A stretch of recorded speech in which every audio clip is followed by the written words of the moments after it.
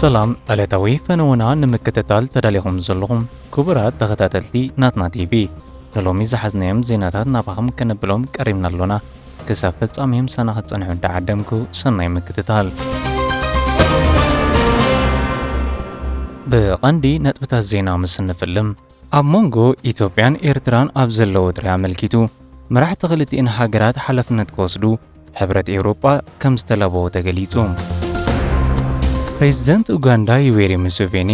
ንሻብዓይ ግዜ ዳግማይ ድሕሪ መምራጹ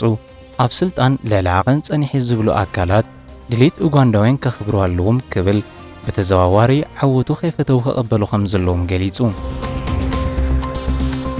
ፕሬዚደንት ሕቡራት መንግስታት ኣሜሪካ ዶናልድ ትራምፕ ንሽምግልና ፕሬዚደንት አልሲሲ ኣብ ቃዛ ብዝገበሮ ብምንኣድ ኣሜሪካ ኣብ ጉዳይ ዓቢ ዲጋ ህዳሴ ዝምልከት ዝርርብ ዳግማይ ክጅምር ምዃና ናብ ፕሬዚደንት አልሲሲ ኣብ ዝለኣኾ ደብዳቤ ኣፍሊጡ። ሃገራት ወሽመጥ ዓረብ ብሰንኪ ኣሜሪካ ኣብ ልዕሊ ኢራን ዝግበር መጥቃዕቲ ወይ ምፍራስ እታ እስላማዊት ሪፐብሊክ ዘስዕቦ ህውከት ከም ዘይደልያ ተገሊጹ። ሃገራት ወሽመጥ ዓረብ ብሰንኪ ኣሜሪካ ኣብ ልዕሊ ኢራን ዝግበር መጥቃዕቲ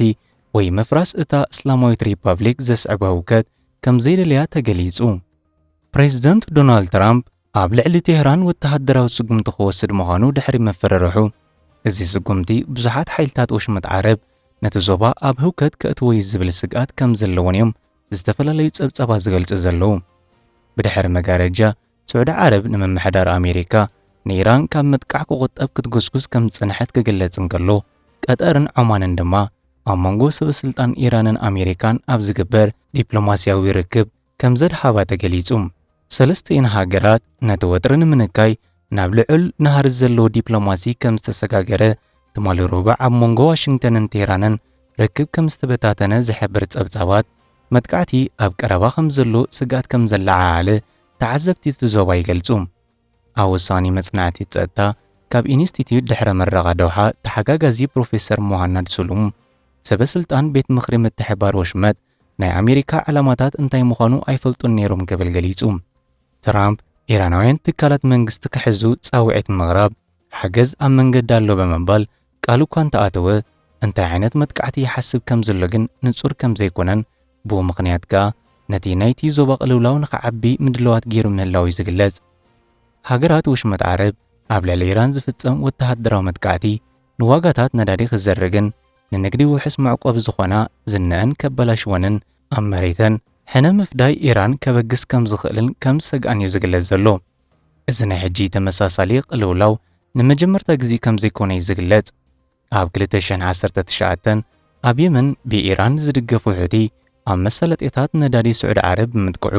ንግዚኡ ምህርቲ ነዳዲ ስዑዲ ዓረብ ከም ዝነከየ ኣብ እዋኑ ተገሊጹ መንበር ይፍለጥ። ከምኡውን ኣብ ናይ ዝሓለፈ ዓመተ 2025 ኣብ ወርሒ ሰነ ኣሜሪካ ኣብ ኢራን ዝርከብ ዋና መሰለጥያ ኒውክሌር ድሕሪ ምጥቃዓ ቴህራን ከም ግብረ መልሲ ናይዚ ነቲ ንወተሃደራት ኣሜሪካ ዝእንግድ መደበር ኣየር ቀጠር ኣልውደይድ ከም ዘጥቃዓቶ ይግለጽ። ኣብቲ ሽዑ እዋን ኢራን ነቲ መጥቃዕቲ ክትፍጽሞ ምዃና እኹል መጠንቀቕታ ከም ዝሃበትን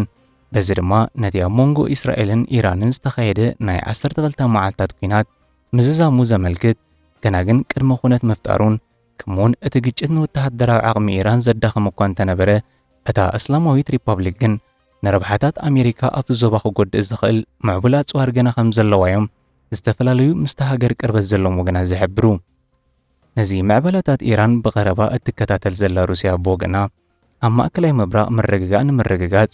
ፖለቲካውን ዲፕሎማስያውን ጻዕርታት ንኽሕይል ፕሬዚደንት እታ ሃገር ቭላድሚር ፑቲን ብዓርቢ 16 ጥሪ ምስ መራሕቲ ኢራንን እስራኤልን ኣብ ዝገበሮ ናይ ቴሌፎን ዝርርብ ጻውዒት ከም ዘቕረበ ይፍለጥ። መምሕዳር ክረምሊን ሩስያን ኢራንን ኣብ ዙርያ ኢራንን ብሓፈሻ ኣብቲ ዞባ ዘሎ ወጥሪ ብቕልጡፍ ንምንካይ ብቐጻሊ ከም ዝድግፎን ዝቕልቀሉ ጉዳያት ብፖለቲካውን ዲፕሎማስያውን ኣገባባት ጥራይ ከም ዝፍትሑን ኣብ ዘውፅኦ ወግዓዊ መግለጺ ሓቢሩ ነይሩ። እዚ ርክባት ፑቲን ምዞም መራሕቲ ኣሜሪካ ኣብ ልዕሊ ኢራን መጥቃዕቲ ክትፈጽም ትኽእል እያ ዝብል ስግኣትን ዞባዊ ወጥሪ እናወስኸ ኣብ ዝኸደሉ ዘሎ እዋን ምዃኑ ዝግለጽ። ፕሬዚደንት ሕቡራት መንግስታት ኣሜሪካ ዶናልድ ትራምፕ ንሽምግልና ፕሬዚደንት አልሲሲ ኣብ ቃዛ ብዝገበሮ ብምንኣድ ኣሜሪካ ኣብ ጉዳይ ዓቢ ዲጋ ህዳሴ ዝምልከት ዝርርብ ዳግማይ ክጅምር ምዃና ናብ ፕሬዚደንት አልሲሲ ኣብ ዝለኣኾ ደብዳቤ ኣፍሊጡ። ፕሬዚደንት ኣሜሪካ ዶናልድ ትራምፕ ኣብ መንጎ ግብፅን ኢትዮጵያን ሽምግልና ኣሜሪካ ብዛዕባ ዓብዲጋ ህዳሴን መመቕራሕ ማይ ፈለግ ኒል ንምፍታሕ ዳግማይ ንምጅማሩ ጻውዒት ቅድሚ ምቕራቡ ንናይ ፕሬዚደንት ግብፂ ዓብደልፈታሕ አልሲሲ መሪሕነት ኣብ መንጎ እስራኤልን ሓማስን ተኹሲ ደው ንምባል ብዓወት ምሽምጋሉ ከም ዝነኣዶ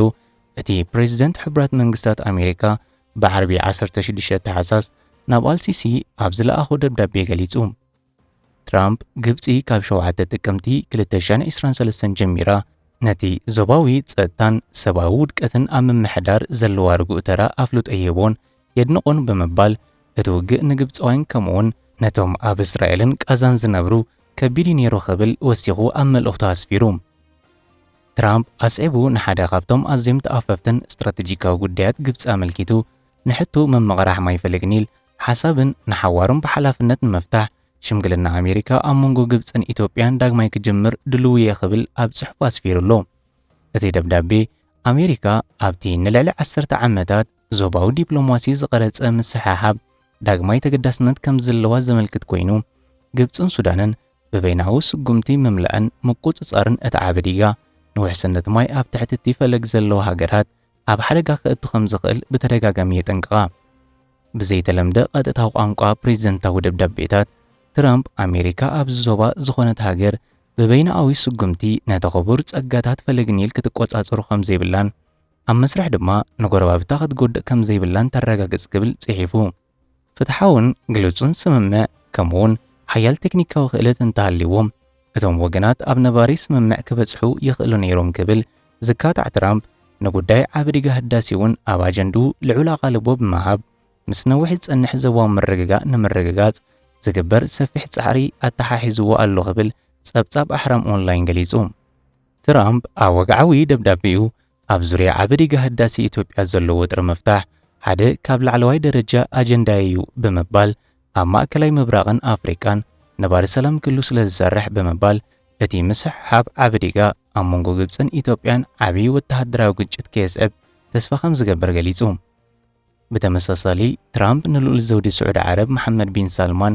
ፕሬዚደንት ኢማራት ዓረብ መሐመድ ቢን ዛይድ፣ ፕሬዚደንት ኢትዮጵያ ታዬ አስቀስላሴን መራሒ ሱዳን ጀነራል ዓብድልፈታሕ አልቡርሃን እውን ዝተለኣኸ ኮይኑ ኣብ ዙርያ ዝኾነ ይኹን ዝተሓደሰ ሰመማዓት ዲፕሎማስያዊ ማዕቀፍ ጽልዋ ዘለዎም ዞባዊ ተወሳእቲ ብምስታፍ ንምስፋሕ ፈተና ክገብር ዝእንፍት ምዃኑ እዩ ዝግለጽ።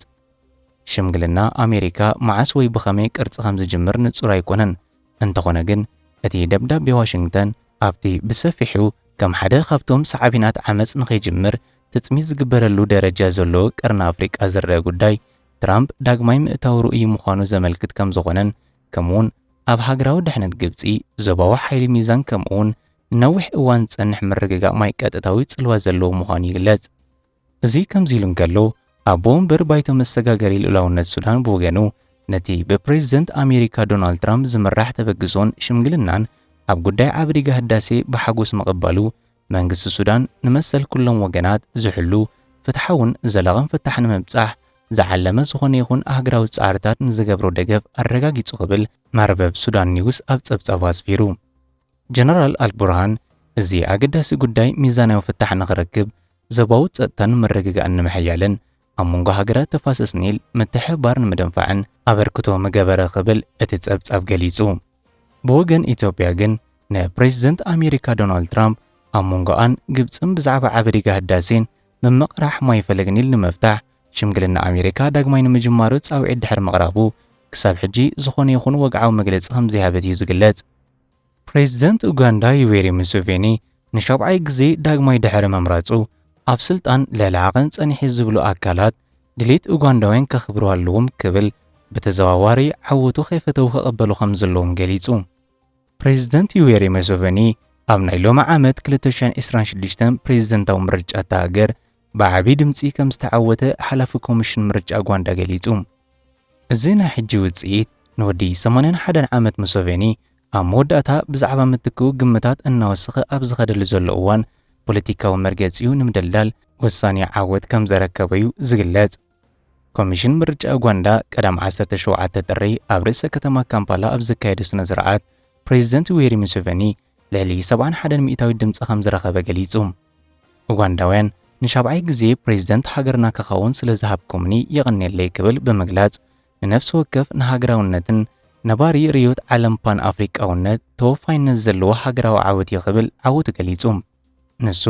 ዓወቱ ን40 ዓመታት ኣብ ልዕልታ መብራቃዊት ኣፍሪቃዊት ሃገር ዝነበሮ ምሕደራ ኸናዊ ምዃኑ ኣብ ዝግለጸሉ ዘሎ እዋን ኣብ ስልጣን ልዕሊ ዓቐን ጸኒሑ ዝብሉ ኣካላት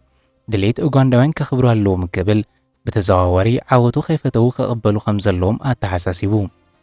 ፕሬዝደንት ዩዌሪ ሙሴቬኒ ንወዲ 43 ዓመት ካብ ድምፃዊ ናብ ፖለቲከኛ ዝተቐየረ ተወዳዳሪኡ ቦቢ ዋይን ዝተባህለዩ ብገፊሕ ድምፂ ብልጫ ንመበል 7ይ ግዜ ተመሪጹ ዘሎ ቦቢ ዋይን ናብ ፖለቲካ ካብ ዝኣቱ ንድሓር ቅድሚ ኣብ 2021 ንፈለማ እዋን ንፕሬዝደንት ምውድዳሩ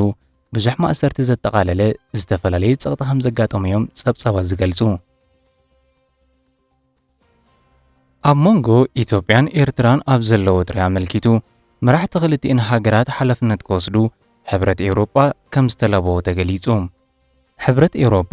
ቀርኒ ኣፍሪቃ ናብ ግጭት ከይምለስ ብምጥንቃቕ ኢትዮጵያን ኤርትራን ብዲፕሎማሲ ምትሕብባርን ኣብ መንጎን እናዓበየ ዝኸይድ ዘለዎ ጥሪ ከጉድላ ከም ዝጸውዐ ተገሊጹ እቲ ሕብረት ነዚ ዝገለጸ ምክትል ዋና ጸሓፊ መሃብ ኣገልግሎት ካብ ኤውሮጳ ወጻኢ ኦላፍ ስኩግ ብዛዕባ ድሕነት ቀይሕ ባሕሪ ስክፍታታት እናዓበየ ኣብ ዝኸደሉ ዘሎ እዋን ዘይምርድዳእ ብጽቡቕ ድሌት ብዲፕሎማሲ ክፍታሕ ከም ዘለዎ ድሕሪ ምግላጹ እዩ ኣብ መንጎ መንግስታት ኤርትራን ኢትዮጵያን ብፍላይ ድማ ብዛዕባ ተበጻሕነት ቀይሕ ባሕሪ እንዳለዓለ ዝኸይድ ዘሎ መግለጺታት ብምእላይ ክልቲኦም ወገናት ካብ ናይ ግጭት ቋንቋ እንድሕሪ ተመሊሶም ናይ ምትሕብባር ኣካይዳ ከኽተሉ ትምክትል ዋና ጸሓፊ ከም ዘተሓሳሰበ ተገሊጹ ነሱ ኣስዒቡ ሕብረት ኤውሮጳ ንጻዕርታት ምጉዳል እዋናዊ ምዕባለታት ክልቲአን ሃገራት ደገፍ ንምሃብ ከም ቅኑዕ ሽማግለ ዕርቂ ኮይኑ ክሰርሕን እቲ ሕብረት ድሉው ምዃኑ ሓቢሩ ምክትል ዋና ጸሓፊ መሃብ ኣገልግሎት ካብ ኤውሮጳ ወጻኢ ኦላፍ ስኩግ ብዛዕባ ሶማሊላንድ ኣመልኪቱ ድማ ሕብረት ኤውሮጳ ንሉላውነትን ግዝኣታዊ ምሉእነትን ሶማል ዝህቦ ደገፍ ደጊሙ ብምርግጋጽ ኣፍልጦ እስራኤል ከም ዝነጸጎን ነቲ ዞባ ዝያዳ ከይረጋግእ ካብ ዝኽእሉ ተግባራት ድማ ኣጠንቂቑ እዚ መግለጺ እቲ ሕብረት ፕሬዝደንት ኢሳያስ ኣፈወርቂ ብ12 ጥሪ ንዓለማዊ ዞባውን ዘቤታውን ጉዳያት ኣመልኪቱ ብጋዜጠኛታት ንዝቐረበሉ ሕቶ ሰፊሕ መህብሪ ዝሃበሉ ቃለ መጠይቕ ስዒቡ ዝመጽእ ዘሎ ናይቲ ሕብረት ሽምግልና ኮይኑ ብወገን ኤርትራን ኢትዮጵያን ግን ክሳብ ሕጂ ዝኾነ ግብረ መልሲ ከም ዘይተዋሃበ እዩ ዝፍለጥ